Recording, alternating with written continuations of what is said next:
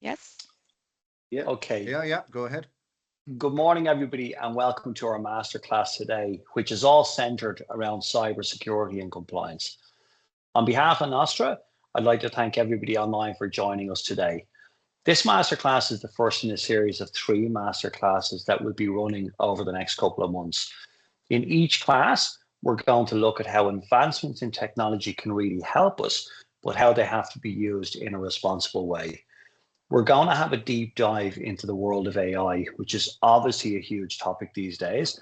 And we'll have a look at how AI is behind a lot of cyber attacks, but also how it's being used to prevent attacks. Nostra's position is to have a multi-layered approach to cybersecurity, and we'll show why this is getting even more important in the changing world of AI. We'll also discuss how the basics are still the fundamentals of a good security posture and how being aware of and adopting a recognized framework is critical in the battle against cyber attack. The risks are evolving, but so are the technologies and so are the policies to help keep our IT environment safe and secure. Nostra invests heavily in technologies and in people. We have our own dedicated security and compliance divisions right here within the company. And some of the best cyber professionals in the country are right here in Nostra. Our panel of experts today are our Chief Technology Officer, Gary Melvin, our Head of Compliance, Jason Burns, and our Principal Solutions Architect, Senan Finucane. Please listen to what the experts are saying and look at the recommendations they are making. The recommendations are there to protect you. These sessions are best when interactive, so any questions that you have, please post them in the chat and we will handle them there for you. We will be running a couple of polls during the session and questions will be posed, so please be ready for that. And we will also leave time at the end of the session specifically to deal with Q&A. We will be recording these sessions and we will send on the recordings and slides to attendees after each class. So now I'd like to welcome you again, and I'd like to hand over to our CTO, Gary Melvin, who's going to kick us off. Thanks, Gary, and welcome everyone. So over the next couple of webinars, we'll take you through some hopefully interesting items around IT risk, cybersecurity, and compliance frameworks. It's been an interesting week in terms of risks evolving. So over the last couple of days and yesterday, we had 82 services from Amazon being offline for most of the day yesterday. So risk includes availability risk and also cyber risk. Yesterday we had also an update issue on Microsoft and a major ISP across UK and Ireland being down as well. So risk continues to evolve and it's something that we have to account for in terms of IT planning. And then we have cybersecurity, bad actors, and artificial intelligence coming into play as well. So Irish businesses and businesses across the world have seen a significant increase in particular cyber attacks over the last couple of years. So I'm fortunate enough, along with the team in Nostra, to be able to actually attend multiple security conferences. And what we're seeing happening and what our colleagues across multiple countries are telling us is user identity is what primarily is being attacked. So our identity is what ties us to the individual. It's typically our email address. It's what signs us on to Office 365, your Gmail, your data. So identity is typically what's been attacked. And we are seeing a lot of AI-assisted attacks. So AI is being used, and Senan is going to go into that in a little bit more detail later on. But in terms of what we're looking at is artificial intelligence is being used by bad actors to make them more efficient, to be able to crack vulnerabilities quicker, be able to develop code, scripts, and be able to attack quicker, and being able to take a lot of the manual work from cyber attacks. We're also in an era of regulatory requirements. So in Ireland, across the board, we have GDPR, so that's our basic requirement and a legal requirement to keep our data safe. We offer our financial customers, we have DORA in terms of Digital Operation Resilience Act coming in for some, and further coming for more credit unions over the next while. We've got a Cyber Resilience Act for organizations that produce chipsets and digital elements in terms of equipment coming into play. And then we've got NIS 2, which is yet to be transcribed into law here in Ireland. We're behind the curve in that a little bit, but it is coming. So what we're seeing is regulatory requirements are expanding. It's very rare that no matter what organization you're in, that you won't be captured by some further regulatory and legal requirements around cybersecurity.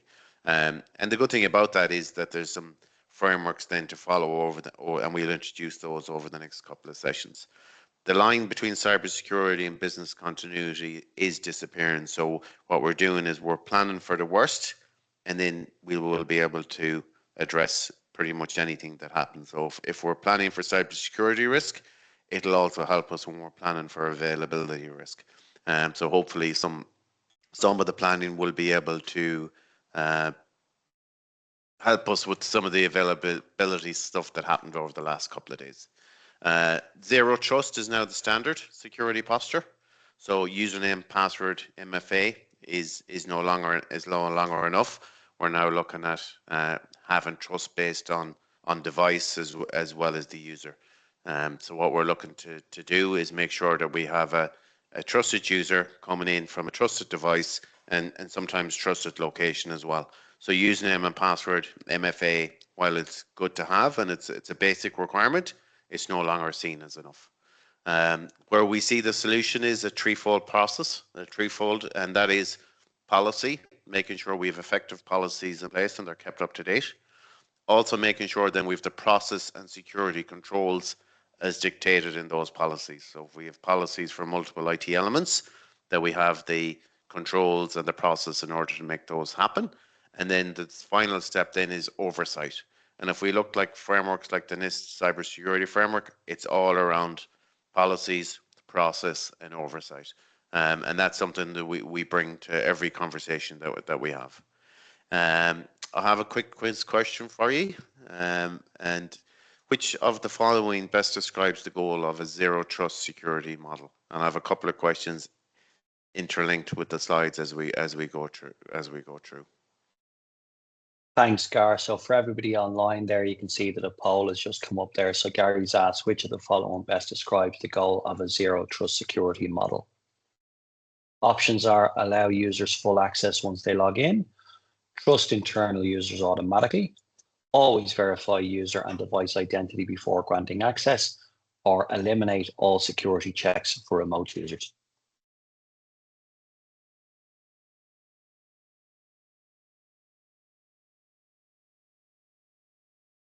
Janine, just while we're doing that, we do have a question in about increasing the size of the slides.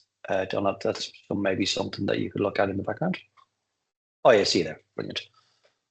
So 98% always verify user and device. So everybody predominantly got that right. And that's the world that we're living in at the moment. We are trying to tie trusted user coming from trusted device. And then if a bad actor does get access to your identity, which is your username, and they manage to crack the password, they manage to steal an MFA token, they still cannot get in because your identity access is linked to your device. Unfortunately, that's what's happening at the moment, is bad actors are being able to lift, they'll get your username, they're able to steal your password, whether it's through a document sharing link, there's an evil proxy application that allows them to take the MFA token, session token, and reuse that. So the way we get around that now is to limit access to based on user and the device. So a trusted user coming from a trusted device, and that closes out quite a lot of bad things that can happen and make sure somebody can't. So that was a great response. So thanks to everybody that filled that out. So we're going back to policy, process, and oversight. So policy is making sure that we have management decisions in place to dictate how we're going to run IT. And these are going to be very different depending on the organization that you're in. It will be driven by legislation. It will be driven by your obligations under the GDPR. It'll be driven by the type of organization that you are, and the management of that organization will make those decisions on how they want to run IT and how secure that needs to be, how available it needs to be. And in essence, it will be used to protect the people and their critical data as well. So policy defines the rules, principles, and objectives that guides IT operations. So before we can move on to the operation side and putting the correct controls in place, we need to define the policies. In an ideal world, policy, process and controls, and compliance will all work, and oversight will all work together, and they will all be aligned. Where we see issues sometimes is where the policy is not aligned with the controls, and the oversight is not checking those controls to make sure they match the policy. So if anyone does look at their organization or looks at a NIST cybersecurity framework assessment, it will actually score you on where are we in terms of policy, do we have the effective controls we should have in place, and then are they monitored to make sure they're effective. So they're the three pieces we have to get used to doing. And if those three work together, we can always go back and change a policy. We can upgrade our continuous improvement around controls, and then we give more visibility back to the management team, back to the business to say what we've decided to do on policy is effectively in place and we're monitoring it. Some examples of policy is information security policy. This is a broad, and there's no how organizations do their different policies, whether they have one policy, whether they have 10 policies, will be different per organization. By default, we typically do see some common examples. Information security policy, which includes a lot of the security controls that's going to be across the business. It's going to say how strong a password we're going to have. It's going to say we require that an endpoint is encrypted. We require an antivirus or an endpoint security solution on the device. We're going to keep SIEM logs for 30, 60, 90 days or a year. It's going to make all those decisions around the different security controls. Asset management policy is going to say that we're going to manage our IT assets. We're looking at asset management policies. It's not just around the devices, it's around the data and it's around the applications. So essentially everywhere your data sits, that includes Office 365, it includes your application repositories in the cloud. Not all cloud is equal. So making sure assets are managed. Anywhere your data sits, travels through, is an asset. So making sure that's up to date, and there's an asset register, backup and disaster recovery policy, quite a big one and an important one, risk management policy. So there's quite a lot in this policy piece.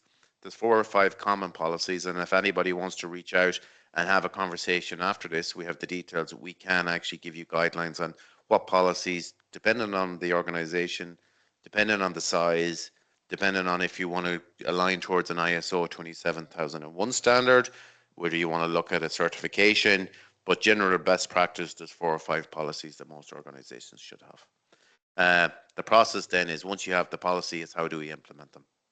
Making sure we have a list of processes, how we do our backups, how we do software updates, how we do vulnerability management, and then how we manage our assets. So we have the policies, we have the process, and my most favorite piece then is the oversight.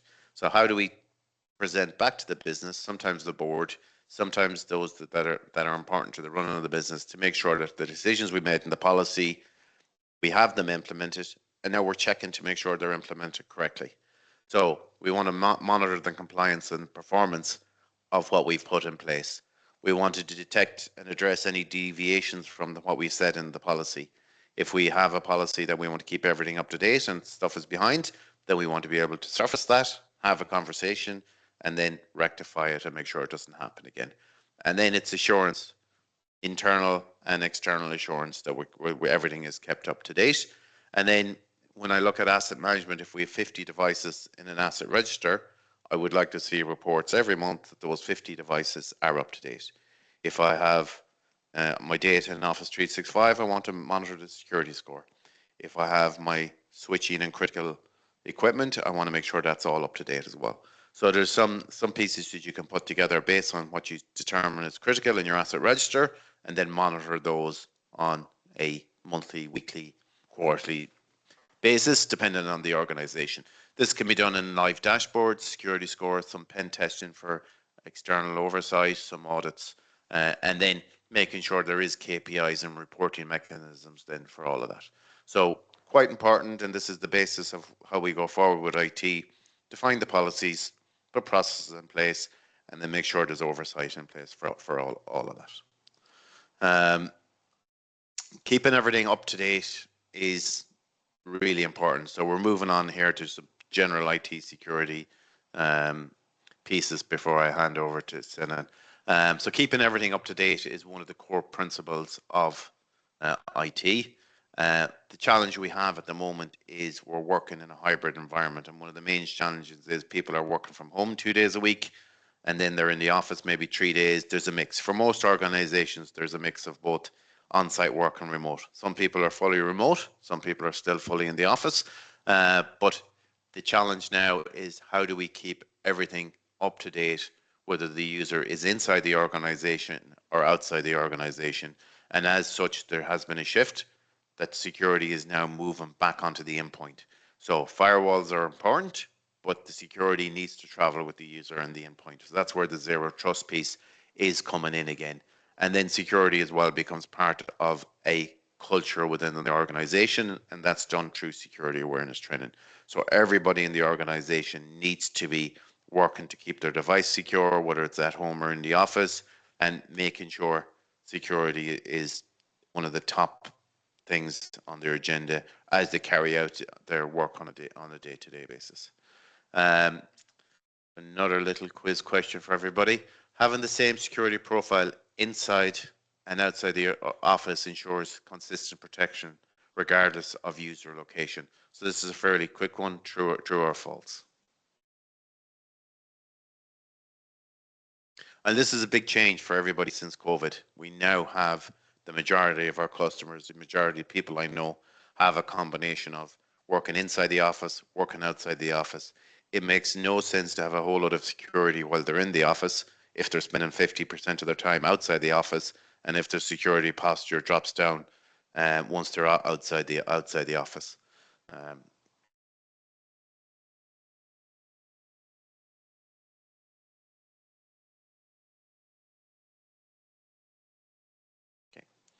So we've got an 80% versus 20%, 79%. So it's really important that we maintain security both consistently, whether it's inside or outside the office. And then the only way to do that is moving security down onto the device. So that's down onto the endpoint and down onto your mobile device as well. So that's not the traditional way of doing security, but essentially that is the newer way of doing security. So to recap, before I move on and move over to Senan, is some fundamentals, policies, really important, needs to be reviewed at least yearly, kept up to date all the time with a program of continuous improvements, ideally aligned towards an ISO 27001 or a standard that's out there. Following on from the policies, we have the processes and security controls. Most organizations, and I know there's some new cyber fundamental certification coming into Ireland, it's based on whether you want a basic security control set, advanced. So there is different security control sets.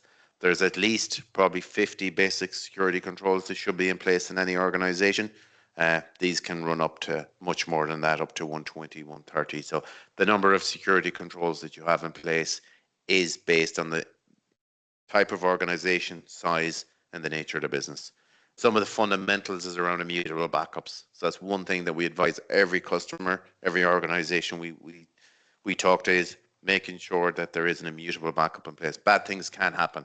No matter what you have in place, you have to make sure your backups are secure and immutable, that can't be adjusted. Network segmentation is another big one. Access control, permissions, security to move to the endpoint, which we have covered, and keeping everything up to date, not just the stuff that you see, but stuff in the background as well. And then oversight and dashboards. So keeping everything up to date in terms of oversight and dashboards. So that was a quick high level introduction to cyber. So we're just going to move on to Senan, and he's going to take us through cybersecurity and AI. Thanks, Gary. Good morning, everyone. So I can see from the poll responses, everybody's quite up to date on cybersecurity, and they have a good understanding of how to protect their businesses as well. So to say that, I suppose the landscape of cybersecurity when it comes to AI has changed a bit over the last couple of years is a massive understatement. It's fundamentally changed from what we were used to. Now with cybersecurity AI, the front line of every business, is basically trying to protect their IP, protect their data, protect their people, and protect their devices. So as the statement there goes, artificial intelligence isn't just changing how we work, but it's also changing how we are attacked and how the attackers can leverage this latest technology to put our businesses at peril. And we need to defend ourselves using the exact same technology as well. So I'll come into a little bit more later on as to how we can best protect ourselves as well. So it's a growing, I suppose, an arms race, for want of a better phrase. So the big shift, I guess, is what I'm talking about or trying to articulate there. So attacks are faster, they're more targeted. So again, using deep voice and deep video fakes, they can target CEOs or key personnel within organizations to try and get you to, I suppose, conduct different activities to transfer money or to open doors or to, I suppose, bypass gatekeepers within the organization. The other big thing that AI can do now that I suppose humans couldn't do at scale a few years ago is AI can now analyze billions of data points in seconds. So no longer does it take days to correlate and I suppose aggregate data into pools that can be then analyzed by different systems. AI does all that in the blink of an eye, basically. So it's a whole different ball game. So cybercrime is now an AI arms race. Attackers use it, so we also need to use it to defend ourselves. So the statement again, we've moved from fighting attackers in hoodies to battling algorithms. And I guess that's the key point. It's now an algorithm that's attacking you like a swarm of bees. It's no longer one or two bees in a pack. It's a swarm of bees, such as an algorithm. So 60% of SMEs hit now by cyber breaches close within 6 months. And that's generally due to a loss of IP.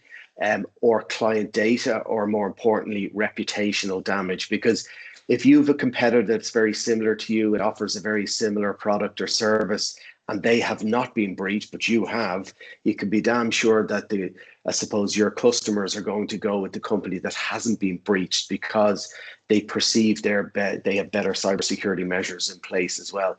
And AI scams are making it more convincing. And it's not a case of the old kind of Nigerian prince scam where we all read and we could easily see the clear spelling mistakes in emails. They're so convincing nowadays, especially around voice and video. I don't know if anyone's seen, but OpenAI have brought out Sora 2. It's the second iteration of their video generation engine. So just to give you a bit of background, so OpenAI have ChatGPT, which we're all familiar with, and that's their content generation service. They also have DALL-E 3, which is their image generation service. But now what they're playing on is Sora 2, which is their video generation service. It went live in North America, so that's USA and Canada, about 2 weeks ago. There's many videos of it up on YouTube, and I encourage you to look at it and see how powerful it is. But it hasn't went live yet in Europe or Ireland, but it will be here in a couple of months. But the power of that tool to create a Hollywood-style video from your voice and from an image or a 5-second video clip of you is just breathtaking. So again, I'd encourage you guys to take a look at it. But if you can do that with a €20 per month subscription, you can imagine what the cybersecurity criminals are using then to try trick you into transferring money and whatnot. And again, no business is too small. Because they have these tools at hand, they can attack at scale. So it's large, medium, and small size businesses that can attack, because if they hit 100 small businesses, it's probably the equivalent of hitting one large business. And again, generally, I suppose the cybersecurity defenses of smaller to medium-sized businesses aren't quite as advanced or enterprise as large corporations. So just to give you kind of an idea, so deep fake voices, so hearing is no longer believing. So you can't, I know it sounds crazy, but you can't trust the voice or the video on the end of the phone. You have to double check. And by double checking, I mean that you get a reputable phone number, you ring that phone number back, and you confirm that they did indeed request you to perform that action that they requested you, which is generally transfer money. So just be careful with that. Always confirm. Hang up, ring back, and confirm. That's, if there's one takeaway I'd give you from today, it's to definitely do that. So I'll just go through a few of the, I suppose, the attacks that have occurred in the last couple of years. So back in 2020, a UK energy firm lost 220,000 sterling, and that was from a call from I suppose, a deep fake of the CEO's voice. Even back then, that's 5 years ago now, it's massively improved. So in 2023, a Hong Kong worker, that was the Arab one, that was quite famous. He was tricked by a deep fake video call from his CEO, who instructed him to transfer 3 different amounts that totaled to 25 million Hong Kong dollars. And the person in finance obviously was complicit. They followed out the instructions of who they thought was the CEO. And unfortunately, the company lost $25 million. There's even, or I suppose, more recent attacks. Noosa County Council in Australia and Queensland. If some of you have been there before, it's on the Sunshine Coast. Only this month, a person internal in the accounts department was tricked by a deep fake video to transfer 2.3 million into obviously cybersecurity criminal bank accounts. They recovered about $400,000 Australian dollars, but they still lost close to 2 million US dollar or Australian dollars on that deep scam alone. So it can happen to anyone. That's what I'm trying to get at. And Microsoft themselves have kind of ran a report there recently about nation state attacks from the likes of Russia, China, Iran, North Korea. They're massively on the rise now as well, but they're also targeting small to medium-sized business and enterprise. And that's what's fueling their nefarious activities worldwide, basically, at the moment. It's a money-making machine for them. So it's just to be wary of that as well, and the scale and breadth of the attacks that's happening at the moment too. So next then, deepfake video and image manipulation. Like I've mentioned with Sora 2, we all need to be on guard. So AI can now generate fake video calls, social media clips, and ID videos. There was a recent one there with Jennifer Aniston, who we all know, the famous actress. She was used to endorse certain products that were fake. A lot of people bought them and generally lost hundreds of dollars, but obviously that aggregated into millions for the cybersecurity criminals, or cyber criminals basically, that reap the rewards of that deep fake video as well. So they use these to manipulate staff into transferring funds and disclosing data. They're the two big things.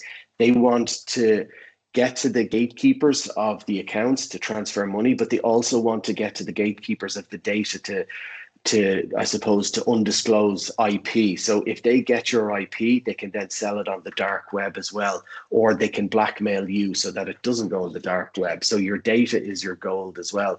Politicians, CEOs, and like I said, celebrities have been also impersonated too. So no one is immune to this. Now on to shadow AI. So shadow AI basically is any AI that the company has not fully endorsed. So if you're a company, like many companies who are Microsoft centric, have went with 365 Copilot as their AI tool of choice, primarily because it works in both spheres. It works on your 365 data and it works on your web content generation.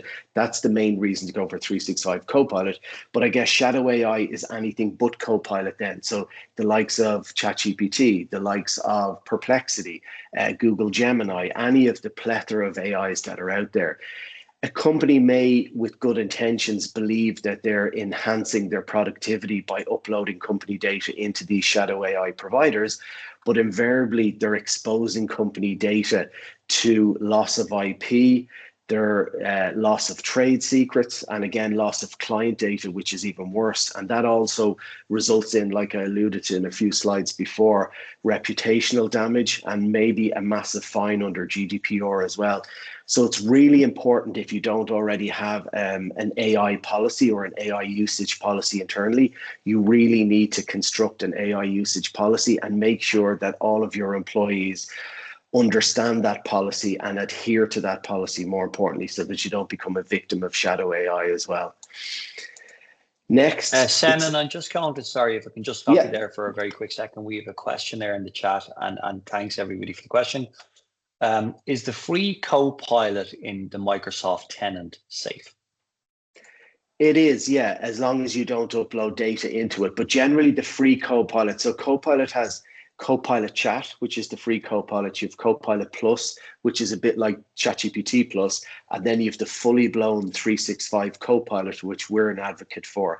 So if it's free, the security wrapped around it is not the same as the enterprise product with 365. So where I'd say the use case is for Copilot Chat or Chat Copilot is around content generation. So, i.e., don't disclose any client information, company information, do not upload any documentation into those AIs, but you can definitely ask it to rewrite a paragraph for you to subsequently post into an email if that's what you want to do. But again, if you have the 365 Copilot license already, which again, we're an advocate for, you get all of that capability within it. So you don't need to use the free Copilot.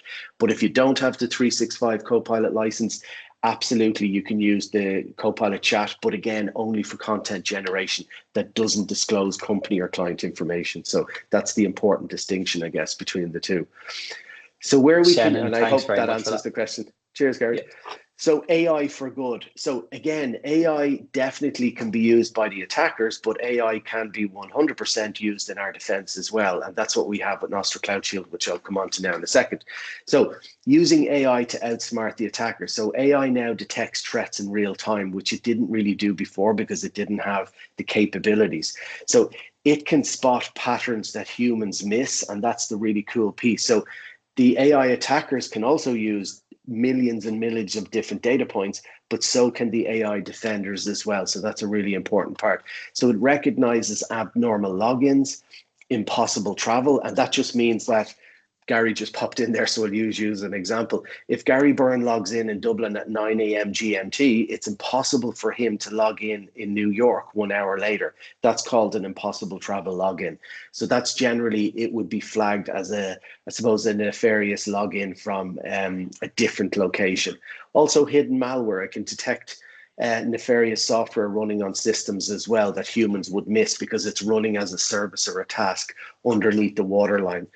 Also, automated response means faster containment and reduced downtime. So AI can isolate your machine. So if it detects something that's incorrect or abnormal or out of the norm on your machine, it won't take a chance. It will immediately isolate your machine, and that will protect the rest of your network so that the attacker is stuck in a bubble, basically. And then we can sanitize that bubble by wiping the machine and firstly trying to find out how they actually gained access to the machine.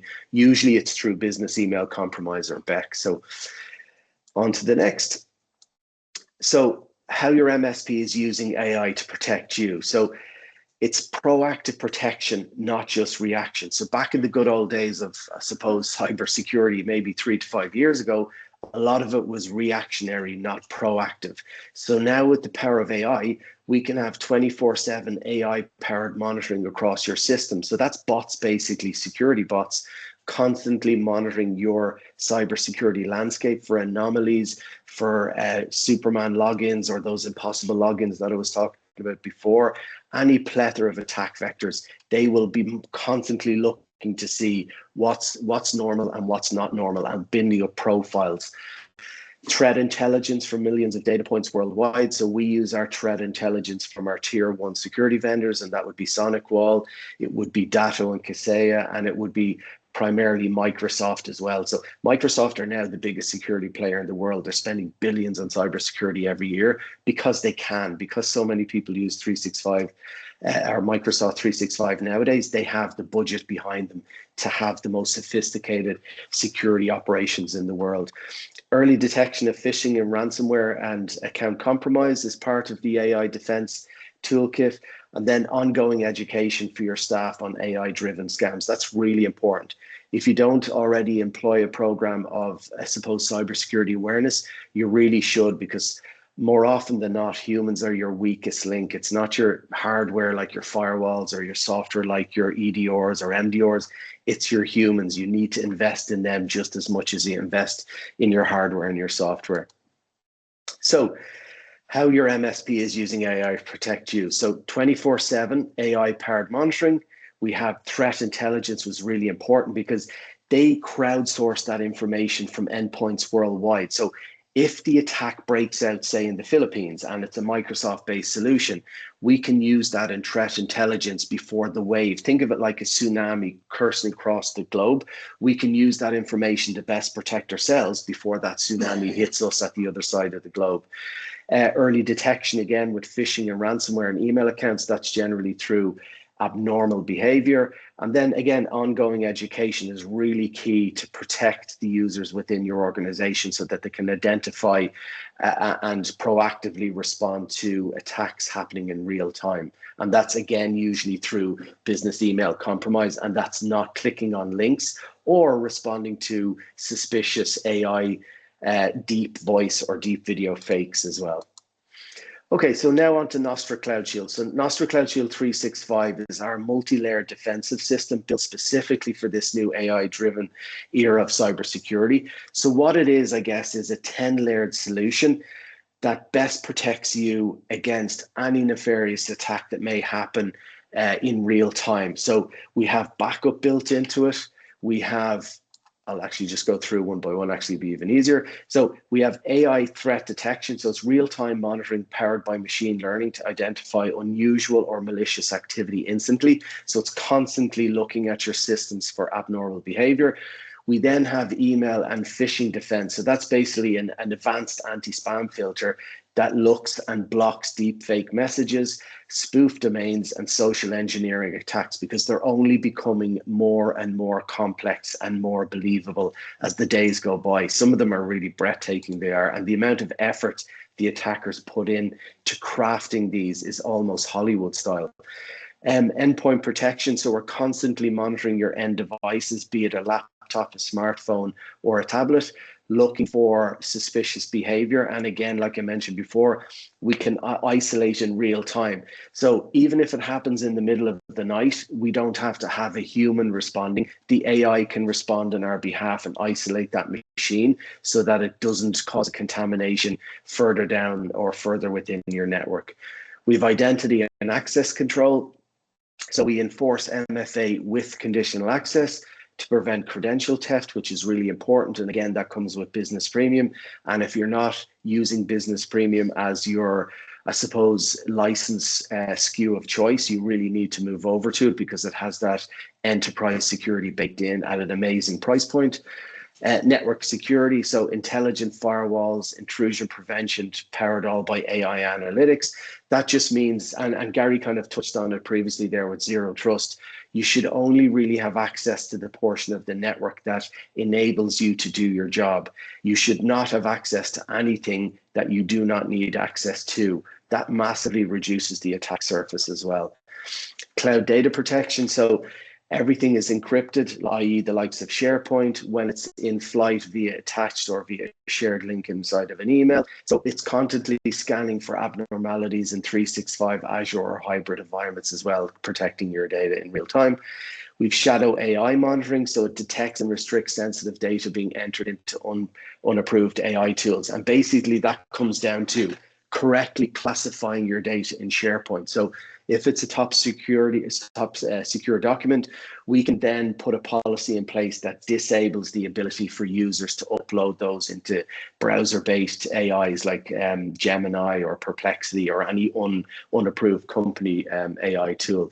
Next, we've backup and recovery and automation. So all of our backups when it comes to 365 Cloud Shield are immutable. So that means basically they're a locked box. Once they're backed up, they're put in a locked box. No one can ever open that box, only for restore. They cannot write over or any ways change those backups. So that's really important when it comes to backup.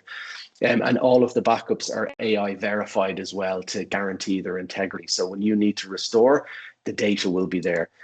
Security awareness training, like I touched on before, so it's AI powered. It's constantly trying to not trick your users, but it's training your users to be more aware of the latest trends in cybersecurity attacks. So if they're more aware, they're more likely not to click on email links, or they're more likely not to upload data into certain websites as well. So it's all about security awareness for the human element as well. And then the 24/7 SOC oversight. So as part of Cloud Shield 365, we have AI and human-powered SOC that looks at all of your data, sensory information being fed back to our SOC in real time, so they can identify what's good and what's bad and react accordingly as well. So again, oh yeah, shoot ahead, Gary. Sorry, Shannon, excuse me, interrupting. Just a question there from an attendee, and again, attendee, thanks very much for that. Do you see AI chat prompts like GPT being used as a self-hosted, self-custody service in your own cloud environment? This may allow safer data upload or AI processing. You would have to create your own chatbot using so basically, I'm not sure if everyone understands the correlation between Microsoft and OpenAI, and actually that's a good question to segue into it, but I'll be brief. Basically, Microsoft and OpenAI are very similar. They've both worked together to create ChatGPT. So Microsoft have heavily backed financially OpenAI to create ChatGPT, but in return, Microsoft over the next 5 to 10 years gets a 49% profit share in any profits created by OpenAI's tools. So that's ChatGPT, DALL-E 3 or Sora, and they're going to be massive revenue generators going into the future.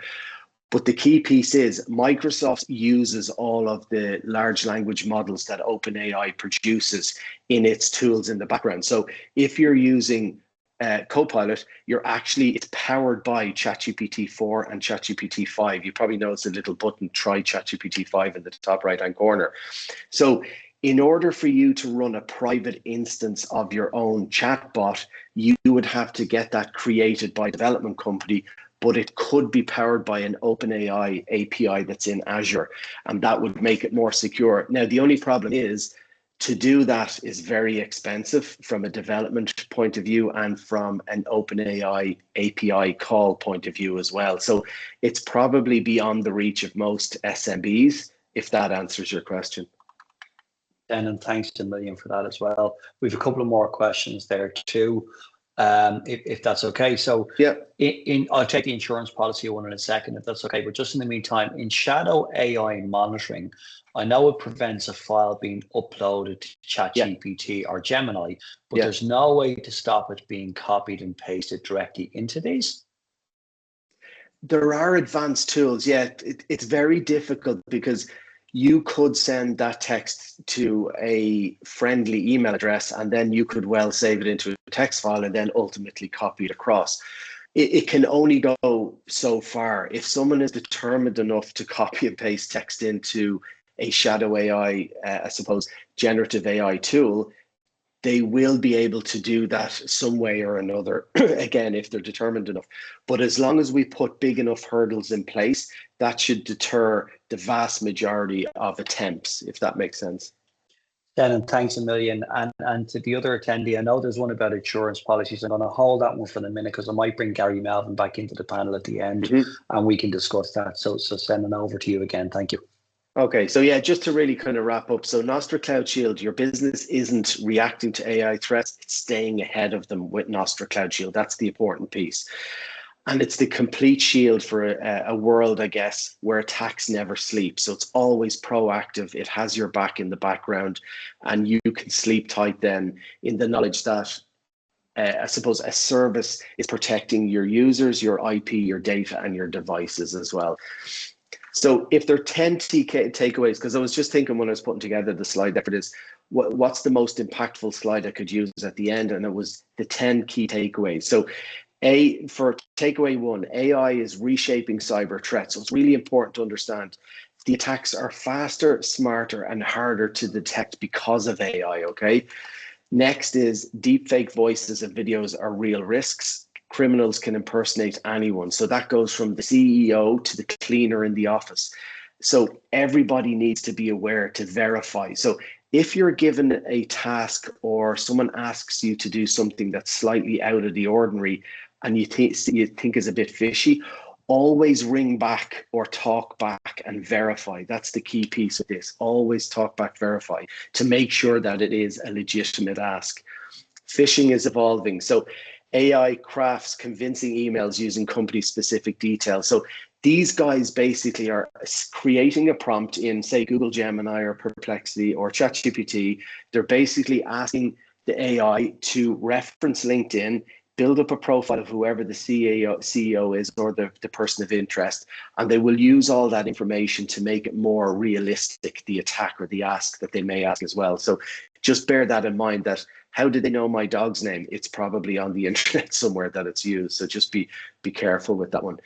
Shadow AI is a hidden risk. Again, we've went through that. So employees just need to understand that they can only use AI that's approved by the company. But again, the company needs to have a shadow AI policy in place as well. So it's really important. If you don't have one, definitely have one in place. And if you're unsure as to how to proceed with that, just reach out to your Nostra account manager. We can help you with that as well and provide training around such.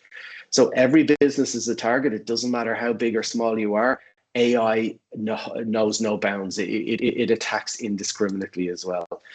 So AI can also be a defensive tool. So I know the first 5 takeaways were kind of a bit negative to AI, but the next 5 are a bit more positive. So AI can be used to augment our security toolkit, and it can be used to predict analytics and threat detection and help prevent breaches, basically. So again, not only can it be used by the attackers, it can also be used by the defenders. Human awareness remains critical. We've touched on this several times already. Staff training to spot AI-based scams. All of that comes from cybersecurity awareness training. So again, if you don't have it, you really need it, especially in today's climate. You might have got away with it a few years ago, but nowadays, due to the sophistication of the attacks, users really need to be aware of what's on vogue from the attackers at any given time. Gary touched on it again, zero trust and MFA are foundational. So if you don't have business premium and you don't have conditional access with MFA, you have to move up to that. It's not even, I would like to see you move up to it. It's absolutely mandatory for you to move up to that to prevent a breach as well. So don't rely on assumed trust. It needs to be proved. Next then is Nostra Cloud Shield provides 10 layers of protection. Not all of you on this call may already have Nostra Cloud Shield 365, but if you don't have it and you're a Microsoft-centric organization, by that I mean you use 365 throughout your business, you really do need Nostra Cloud Shield or a similar service that has your back when it comes to your data and your devices. And then 10, proactive security wins. So integrating AI power tools with expert MSPs support keeps your business ahead of threats. But again, that's Nostra Cloud Shield. We've already done that and compiled it into a nice, neat security package for you to take out per user per month that complements Business Premium. So I guess that's all from me, and I shall hand you over to Jason to talk all things compliance and AI. Over to you, Jason. Thank you very much, Simon. Hello, everyone. Now, moving quickly on to compliance in an AI-driven world. Just to give you a small analogy around the compliance function in a business, it's something that I'm often asked, where does compliance fit or how does it sit? And I often give 2 analogies. One is we're health and safety. We look to maintain processes, keep things on the right track. If your health and safety officer isn't there, chances are things will keep operating, but unsafe practices might creep in. The other analogy I like to use is insurance. When the day comes, if you haven't invested in your insurance policy, you might be left in a position where you aren't fully covered. So the compliance function, like AI, is rapidly evolving over the last number of years, starting with GDPR onto the original NIS directive, which then became NIS 2, the DORA directive, the CRA, Cyber Resilience Act that Gary referred to earlier. And now what we want to do is we want to look at how does that how can we embrace those with AI or use AI as functions with them and so on. So we want to look at compliance by design into your processes. So at a very simple level, how many people out there would have used AI so far and got back erroneous results, if I can be polite about it? So what we want to do is we want to make sure that either we don't introduce a bad actor in some shape or form into our business, or we don't introduce incorrect information into our business or something similar. There was a High Court case in the UK this year. It was an 89 million sterling case, and it turned out of 45 case law citations, 18 of them turned out to be AI generated. So what you have to do is you have to make sure you sanity check it. So going back to what both Gary and Senan have said already, your AI acceptable usage policy is a cornerstone of your compliance with AI. So looking at the AI Act itself in recent times, the initial rollout is largely directed to the developers of high-risk AI. And high-risk is AI that might be involved in social scoring or manipulative behavior, biometric surveillance, those elements, looking to get controls on that and to remove them from the ecosystem if at all possible.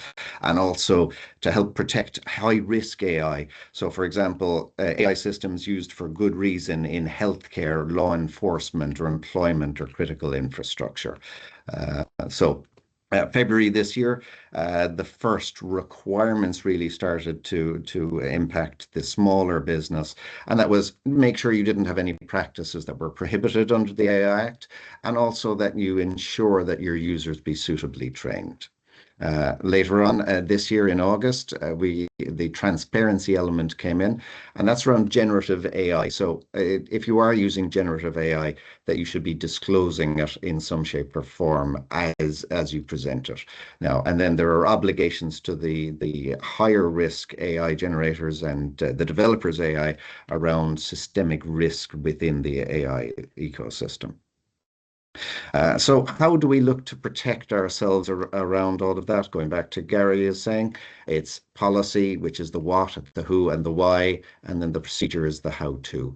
So shadow AI is there like shadow IT, as Senan has already said. And we want to make sure is there are no errant data leaking out. So the acceptable usage policy will help us protect against, we'll say that Samsung engineer who leaked Samsung source code out on the internet and one of the early problems with AI. So what are the practical considerations relative to compliance? Well, data loss, GDPR. We're very interested in making sure we don't lose personal information. We also don't want to lose confidential information. We don't want to introduce fraud or bad actors into it. So we're looking at training and we're looking at identification of what AI is in your business. You need to know what AI is in use in your business, and you need to identify the risks around that. And taking that risk-based approach, then we have our governance on top, which ensures that our policies and our records are all being appropriately managed. So out there in the world, trust is very important. I remember doing a business course many years ago, and it was described as know, like, and trust. You begin by knowing someone, then you might get to like them, and ultimately you get to trust them. And what that means is trust is earned. You have to get there in order to be trusted. So what are we looking for? We're looking for transparency and accountability. We must make sure the leadership culture will drive secure behavior within a business. It's a top-down approach. We've all seen systems that fail because they aren't being driven from the top or embraced at the top of any organization. So we want to look at that trust-first culture, visibility, education, and executive alignment with it. So how would we go about implementing a compliance system in an organization, and what are the elements of it? So there is a framework out there called the NIS2 Cybersecurity Framework, not to be confused with the NIS2 directive. So that's made up of 6 pillars. And you look at governance, you look at identifying the elements of your system, you look at protecting the elements of your system, you look at detecting any events that need to be addressed. You look at responding to those events, and then you look at ultimately how do we recover from that event. So if you take it in the micro world of AI, you introduce your policies and procedures around AI. You identify what AI is in your business and what do we accept. You look at what protections we can put in place. We put in training.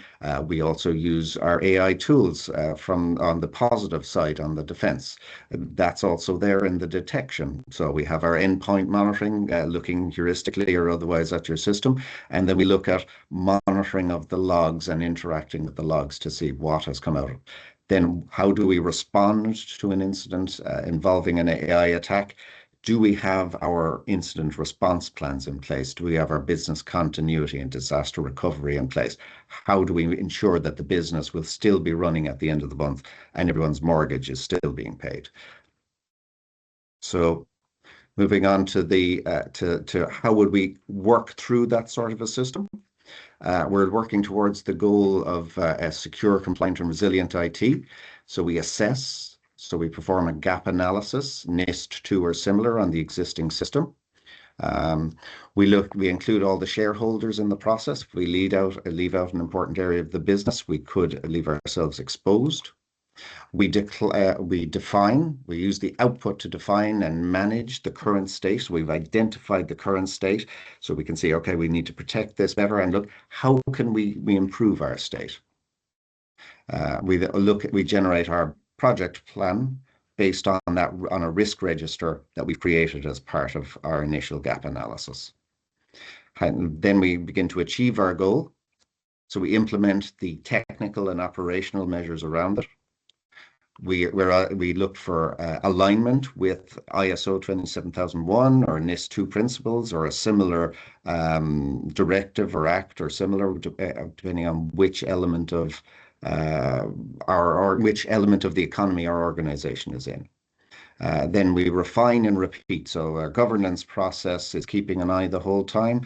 We have perhaps board level approval. Maybe we've implemented governance committees or ethical committees, very important around AI, where we have to consider against bias and privacy and data protection and fairness and non-discrimination.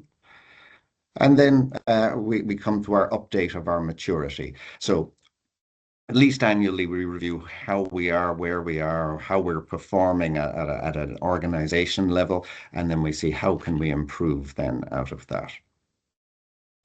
So where does that sit at the senior management level? So at the board level or senior management, we're looking for timeframes around detect and respond. We set our recovery time objectives or our recovery point objectives. We look at getting in external auditors or independent parties to appraise our systems. We ensure that that happens. We also do it internally. And we look to see how is our maturity score evolving over time? Are we heading in the right direction or have we stagnated or even starting going backwards? So my apologies for a rather quick run through that last element, but I know everyone's time is precious and wanted to get there at the end. So if I was to give one piece of advice to you around AI and compliance, I would say find out what you have in your organization and put in place an acceptable usage policy around it as two very quick first steps. Jason, thank you very much, and also Senan and Gary as well. Okay, so just a couple of questions there, and any questions, please, as I say, throw them into the chat and we'll deal with them. We've got a couple of minutes left. Gary, going to start with yourself. So question came up during the session. Is there an insurance policy available to cover a full loss from an attack? So I might throw that over to you if that's okay. Yeah, most cybersecurity policies will, but they also have, with any insurance policy, comes with the terms and conditions. So when you sign up for your cyber insurance, and we've seen this being used now in the last year or two in the States in particular, where if something you filled out on the form to get your cyber insurance is found not to be true. So an example is you have MFA on your Office 365 accounts. If it's not on all of them at the time of the breach, then your insurance policy, even though it had nothing got to do with an MFA breach or a 365 breach, can be null and void. So what you have to look at very carefully is the terms and conditions that you've signed up to as part of doing that insurance policy. And if we've done, and a lot of people online will have done and renewed their cyber insurance, those questionnaires are getting larger and larger, and they're looking for more stuff. But there is policies that are in place. The cyber insurance companies will put together a team, an incident response team for you. And if everything you have in place covers the value, and it's hard to determine what that value may be, but the main thing is that the immutable backup is in place so you can get back to where you need to be, and then the value of what needs to be paid out is the cost of the recovery plus the loss of business for that period, as long as you can restore. Our primary aim for all of us is to make sure we can get that restore done. And then there's a reputational piece that's hard to put a figure on as well. But there is policies that will cover all of that, provided you stay within the terms and conditions of the policy. Gary, thanks for that. I'm going to throw out to yourself or to Jason or to Senan indeed a couple of questions around policy. So one, are there good locations to find policies to edit and apply? I presume that relates to kind of template policies. And then following on from that, would Nostra look over our internal IT policy to ensure it reflects what we've declared in the policy? So might treat that as one and throw it over to you. Yeah, so both. We're happy to assist on policy. So like the good thing about AI is it will assist in policy. So it'll actually give you a gap analysis. So if you have a certain set of policies, and we can actually use AI to assist and say that if I want to be my policy aligned with ISO 27001, I think there's 96 controls or so on that standard, it'll give us a gap analysis towards that.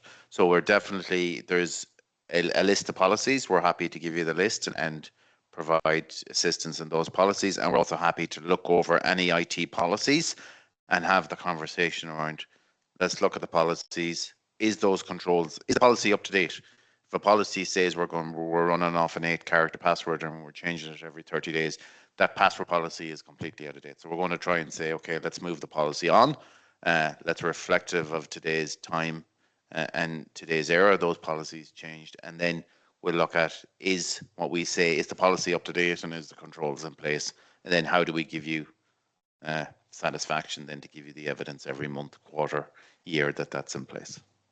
Gary, thank you. We are going to take another couple of questions, but just to say to people, we are on time. So if anybody does need to leave, we will be putting up this recording into Nostra's YouTube channel, and we will be sharing a link. But for people who can stay on for another couple of minutes, we do have a couple more questions. Senan, over to yourself there. What is unsafe when asking ChatGPT to write, example, a report based on information given? Sorry, I'm mute there. So I guess don't disclose personally identifiable information. So names, credit card info, the obvious, or client information, or IP information, like that Samsung engineer uploading IP from Samsung. So it's okay to use it to create pros, I guess, but just don't upload any important information is probably the best way to describe it. So I suppose one of the things as well, Senan, is that they're training the model. So you're actually training the ChatGPT model. So you're actually educating the model, and your data that you've uploaded will be used against to facilitate other questions and answers. So if you have uploaded proprietary information, making sure there's no sensitive information, that's one thing. But if there's any proprietary information around the business, around the report you're generating, if you give it to that ChatGPT, the next person that answers that question, and the settings in ChatGPT where you can tell it not to train the model. But yeah, if you ask it out of the box to do stuff, then you're basically training that model for everybody that uses the model. Guys, thanks so much. And another question there for AI compliance. What do you think about Microsoft Purview? Does it align with NIST2, or do you suggest any other tools that can monitor Copilot and GPT data? I think Purview is the way to go, along with the some of the newer global secure access and some of the newer functionality. But I think if you're a full Microsoft house, you will get all the controls that you need in your Office 365 suites to make Copilot. And we would suggest then that you pretty much hone in on Copilot and limit the use of some of the other AI models. I think it's important to note as well, when you're using Purview with Copilot, say for auditing purposes like compliance with NIST2, it doesn't transcribe and record everybody's prompts into Copilot, it only records your actions. In other words, how many times you use Copilot, what agents you use within Copilot. So that's a key distinction as well. So just so you don't frighten, say, employees, you can't see what they type into Copilot. You can only see that they've used Copilot and what functionality they've used Copilot in, or more importantly, what applications they've used Copilot in, like Excel, Word, PowerPoint, Teams, etc. So. Guys, thank you so much. Sorry, were you going to say something there? Yeah, just one quick item relative to the accuracy of outputs from Copilot relative to compliance. I've received policies to be reviewed relative to current regulations, and I can see quite clearly they have been created in Copilot or ChatGPT or similar. And what they have done is whatever AI was used referenced a wrong regulation. So the sanity check around anything you do with Copilot is really important to avoid either erroneous information going out or perhaps attempting to give advice which is incorrect and perhaps might result in legal proceedings or otherwise. So very much a case of whatever you put into AI, you must check and double check that the information you receive is correct then afterwards. I think that's right, Jason. I think that's why I say that's why they call it Copilot. If it didn't need you, they would have called it Autopilot, I guess. But folks, I'd lot more questions I wanted to get into Microsoft security scores and how you operationalize policies a bit more, so on and so forth. So we're going to take them in the next masterclass. I would like to thank everybody for joining us again today and just follow up a couple of actions. Contact your account manager. So anybody who has a Nostra account manager who wants to speak on the topics we talked about today, cybersecurity and compliance, please reach out to your account manager. If you don't have a Nostra account manager, my email is up there, gary.byrne@nostra.ie. We will be delighted to have a conversation with you. As I mentioned earlier, this masterclass is available on our YouTube channel, and we will be sharing the slides and the link to sign after this session is finished. The next masterclass is on the 18th of November, and it's at 11 a.m. and the link is in the chat there. I'd like to extend an invitation there. So we mentioned earlier about endpoints and how, endpoints and security is really important. Software on the endpoint is important, but also the architecture and technology within the endpoint is really important too. Both have to work together in a meaningful way. On the 28th of October, Nostra will be having the Hewlett Packard technology truck here. So your Nostra account managers will be there. Key personnel from Hewlett Packard will be there, and we're going to be looking at the kind of the end user devices and what HP are doing in order to help secure in the world of AI as well. There will be coffee, there will be refreshments, donuts, and so on and so forth. So to anybody who's online today, it is an invitation. It's at Nostra's HQ, and it's on 28th of October. Again, listen, thanks a million to everybody there. I know we went over time. And listen, we look forward to seeing you all back online again at the next masterclass. Thank you. Thank you all. Bye-bye. Bye-bye. Thanks, everyone. Bye.